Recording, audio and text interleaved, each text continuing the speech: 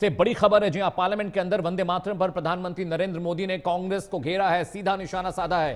प्रधानमंत्री नरेंद्र मोदी ने कांग्रेस पर निशाना साधते हुए कहा कि वंदे मातरम के टुकड़े करने का श्रेय किसी को जाता है, वो कांग्रेस है। उन्होंने कहा कि कांग्रेस ने वंदे मातरम पर समझौता कर लिया, तुष्टीकरण के चलते और राजनीतिक दबाव के चलते वंदे मातरम के टुकड़े किए गए।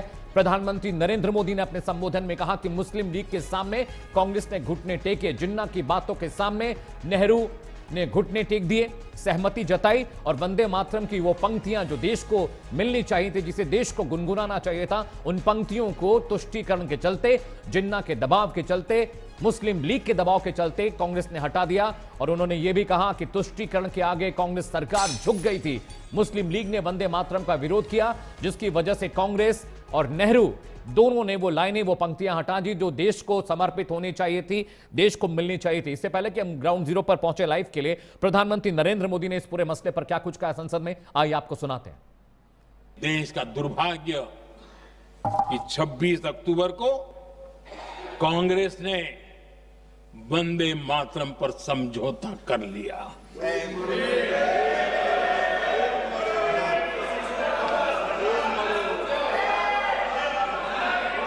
वंदे मातरम के टुकड़े करने के फैसले में, वंदे मातरम के टुकड़े कर दिए। उस फैसले के पीछे नकाब ये पहना गया, चोला ये पहना गया कि ये तो सामाजिक सद्भाव का काम है। लेकिन इतिहास इस बात का गवाह है कि कांग्रेस ने मुस्लिम लीग के सामने घुटने टेक दिए और मुस्लिम लीग के दबाव में किया। और कांग्रेस का ये तुष्टीकरण की राजनीति को साधने का एक तरीका था। आदरणीय अध्यक्ष जी, तुष्टीकरण की राजनीति के दबाव में कांग्रेस वंदे मातरम के बंटवारे के लिए झुकी। इसलिए कांग्रेस को एक दिन भारत के बंटवारे के लिए झुकना पड़ा। और इस खबर पर ज्यादा जानकारी के लिए, डिस्कशन के लिए रुख करते हैं न्यूज रूम। मेरे सीनियर कॉलीग ओपी जी ज्वाइन कर रहे हैं। ओपी जी, दो बातें बहुत अहम हैं।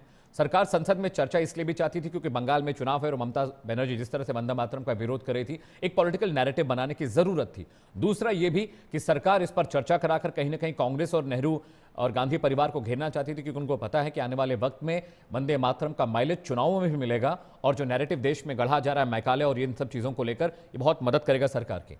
ओम प्रकाश जी,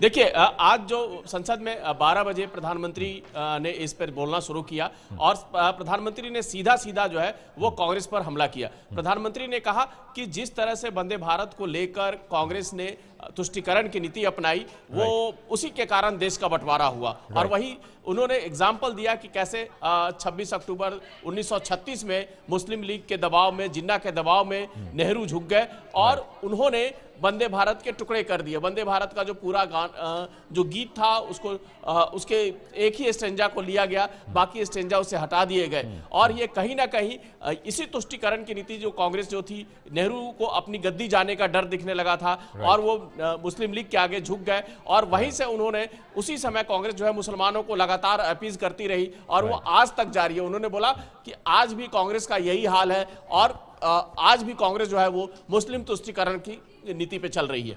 ठीक है। ओपी जी, बंगाल में चुनाव भी हैं। आपको याद होगा कि वंदे मातरम के 150 साल पूरे होने पर प्रधानमंत्री नरेंद्र मोदी और बीजेपी ने जिस तरह से पश्चिम बंगाल की सरकार पर निशाना साधा, ममता बनर्जी पर उन्होंने कहा कि जिसका संगीत है, जिसका गीत है, जिसका गान है, वही इसको एक्सेप्ट करने को तैयार नहीं है। तो जो पॉलिटिकल एजेंडा सेटिंग बंगाल के लिए चल रही है, कहीं ना कहीं उससे भी इसे जोड़कर देखा जा सकता है।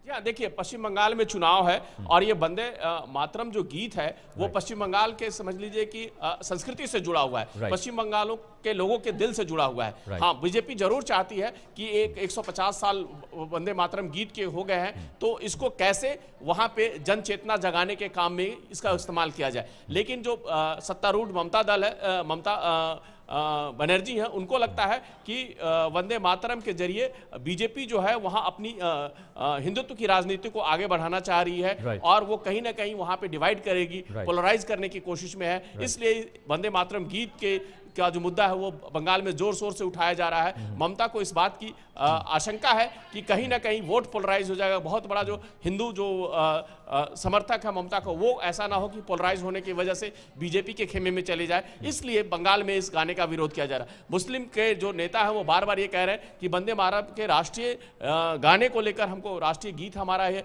इसको गाने में हमें कोई आपत्ति नहीं है, लेकिन पूरे गीत को लेकर जिस तरह से दबाव बनाया जा रहा है या मदरसों में गाने की बात की जा रही है, बाकी ऐसे इंस्टीट्यूशन में इसको गाने की बात कर जा रहे हैं, वहां पे उनकी आपत्ति है। ठीक है, thank you so much Om Prakash ji इस जानकारी के लिए। तो पार्लियामेंट के अंदर जो रकस चल